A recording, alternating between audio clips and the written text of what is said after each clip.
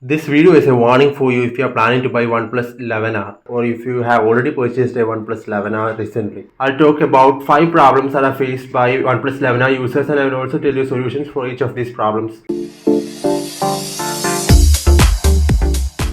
The problems that I'm going to talk about is happening because of the display, the charging port and the camera session along with the software of the phone. The first issue is green line issue that's getting too common on lots of OnePlus 11R phones, and almost everyone knows about this problem. It's usually happening after installing a new software update or after charging a phone, and it's a hardware issue. The only solution is going to service center and getting a free screen replacement if you are having build documents. The second problem is a camera bug that was faced by this user. So after installing a new software update, the camera app stopped working for this user and it was just showing a black screen like this. It looks like a software bug, and the only solution is to shut down the phone, that is just do a restart of the phone. The third problem is display issues that's happening because of the display connector and the motherboard. Two kinds of problems have been reported with the display. Worst one is a green tint happens on top of the display just like this and it becomes unusable. And the second problem is how only a particular section of the screen is visible, like in this video where the top section is only visible. When the affected users visited the service center, they were saying that it's happening because of user damages, and because of that they were not ready to give a free screen replacement. But as lots of people are facing this, I don't think people are deliberately damaging their phones.